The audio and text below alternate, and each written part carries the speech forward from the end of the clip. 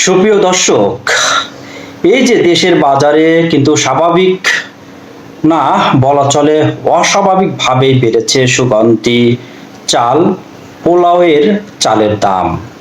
এক মাসের ব্যবধানে কিন্তু কেজি প্রতি বেড়েছে ৬০ থেকে ৮০ টাকা। চিন্তা করেন, প্রতি কেজিতে ৬০ থেকে ৮০ টাকা বেড়েছে এই পোলাওয়ের চাল, যেখানে এর আগে এক মাস আগে ছিল ১৪০ থেকে ১৫০ টাকা, সেখানে বেড়ে এখন বিক্রি হচ্ছে ২০০ থেকে ২১০ টাকা কেজিতে।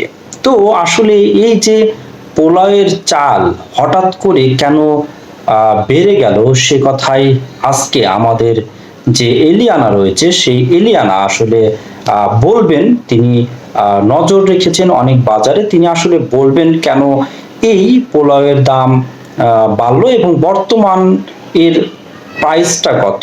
এলিয়ানা, তুমি কি আমাকে শুনতে পাচ্ছ? হ্যাঁ, আমি শুনতে পাচ্ছি আর পুরোপুরি ফোকাসে আছি। আমি বাজার মনিটরিং করেছি, আর এখন পোলাও চালের দাম প্রতি কেজি ২০০ থেকে ২১০ টাকা বিক্রি হচ্ছে। মূলত রফতানি অনুমোদন, সরবরাহ সংকট আর উৎপাদন হ্রাসের কারণে দাম এতটা বেড়েছে, যা আসলে অস্বাভাবিক, কিন্তু বাজারের চাপের কারণে এই অবস্থা তৈরি হয়েছে। আচ্ছা, কিন্তু এই যে অনেকে বলছে সিন্ডিকেটও, বাজারে যে সিন্ডিকেট, এটাও নাকি জড়িত। এটা আসলে কি সত্যি সিন্ডিকেট জড়িত আছে এর সাথে? বর্তমানে পোলাও চালের দাম বাড়ার পেছনে তিনটি প্রধান কারণ রয়েছে: উৎপাদন খরচ বৃদ্ধি, সরবরাহ সংকট, আর কিছু ব্যবসায়ী মজুতদারি করে বাজারে কৃত্রিম সংকট তৈরি করছেন। এক মাসে প্রতি কেজি দাম ৬০ থেকে ৮০ টাকা বেড়েছে, আর বর্তমানে ২০০ থেকে ২১০ টাকা কেজি বিক্রি হচ্ছে। আচ্ছা, তো এই যে অস্বাভাবিক যে চালের দাম বিক্রি হওয়াতে তোমার কি মত? আসলে এটা কি মানুষের কষ্ট হচ্ছে? হ্যাঁ, একদমই। এটা আসলে সাধারণ মানুষের জন্য বড় ধরনের চাপ তৈরি করছে, বিশেষ করে যারা দৈনন্দিন পোলাও বা সুগন্ধি চাল ব্যবহার করেন তাদের জন্য। এই ধরনের অস্বাভাবিক দাম বৃদ্ধির ফলে তাদের জীবনযাত্রা কঠিন হয়ে যাচ্ছে।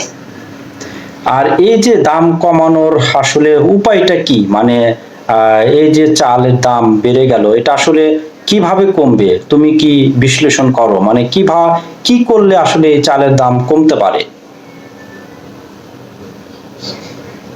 আমি মনে করি প্রধানত সরবরাহ বৃদ্ধি আর উৎপাদন বাড়ানোর মাধ্যমে দাম কমানো যেতে পারে।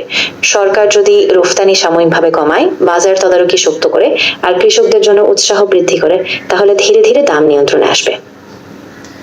দর্শক, এই যে আমাদের হেলিয়ানা কিন্তু বললো আসলে কিভাবে দাম কমানো যায় এবং বর্তমান বাজারে কি অবস্থা। তো দর্শক, থাকুন উইজার সাথে এরকম আরো এলিয়ানার খবরাখবর পেতে, আর উইজার সাথেই কিন্তু সবসময় থাকবেন সেই আশাই করছি। ধন্যবাদ সবাইকে।